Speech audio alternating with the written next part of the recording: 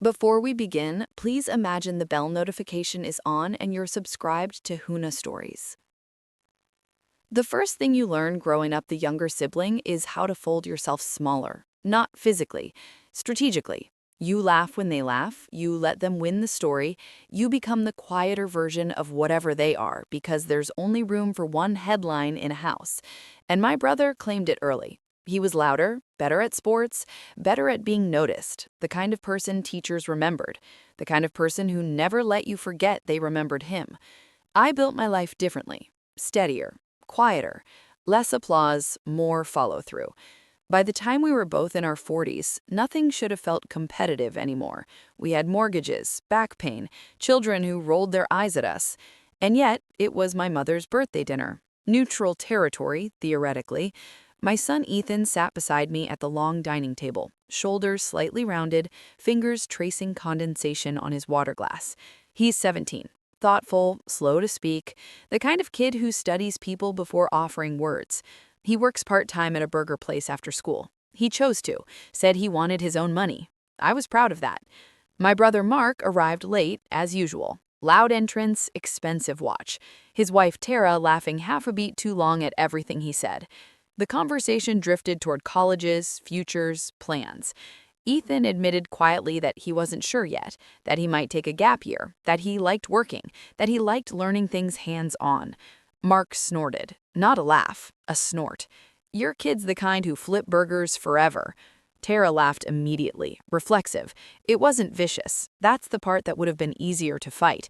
It was casual, dismissive, as if Ethan's entire life had already been tallied and sorted into a category labeled lesser.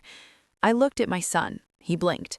That was all. No protest, no embarrassment, just a small pause, like he was filing the comment away for later. I recognized that look. I wore it for years, and I felt something old rise in me. Not rage, not humiliation, recognition. I smiled calmly, the way you do when you're about to place a glass down carefully instead of throwing it.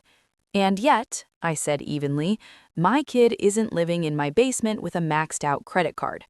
The table went silent. Mark froze mid-reach toward the breadbasket. I hadn't planned to say it. It simply existed, and I chose not to swallow it. It wasn't a secret. Mark's 23-year-old son had moved back home after dropping out of his second university program. The credit cards, well, those weren't whispers anymore. They were family knowledge wrapped in sympathetic language. Mark recovered quickly, but the ease was gone. That's temporary, he said. He's figuring things out. Exactly, I replied. I didn't elaborate. I didn't need to. Air changed. Not dramatically, just enough. Dinner continued in strained civility. My mother attempted to redirect conversation to vacation plans. Tara stopped laughing so easily. Mark grew quieter, nursing his wine. I could have pressed further, could have listed statistics about debt, about resilience built through work, but I didn't, because this wasn't about winning. It was about Ethan. Halfway through dessert, Mark's phone rang. He glanced at it, frowned, and stepped away from the table to answer. We could hear enough. No, I told him not to use it. What do you mean declined? How much? Silence. Then, I'll handle it. He returned to the table changed, shoulders tighter, jaw set. My bank flagged something, he muttered. Fraud alert. No one asked questions, but everyone understood. Authority doesn't always arrive in a uniform. Sometimes it comes as a notification from a financial institution, confirming reality in a voice that can't be argued with. The shift was undeniable. Mark no longer looked like the successful older brother dispensing verdicts on teenagers' futures. He looked like a man calculating interest. Ethan ate his cake quietly. Later, when we were clearing plates, Mark approached me by the sink. You didn't have to say that, he said low.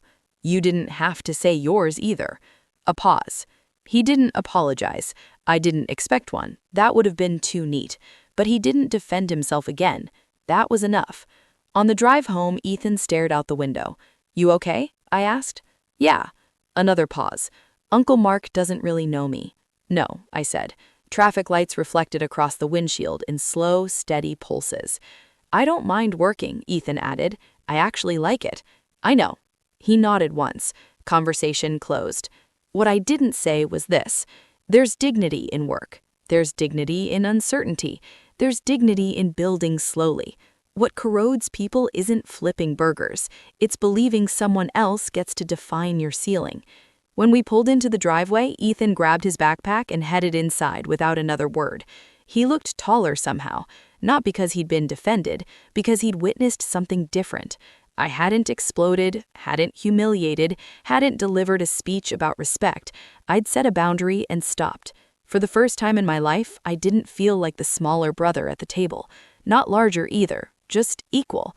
Mark and I will probably circle this pattern again someday. Rivalries don't dissolve in a single evening.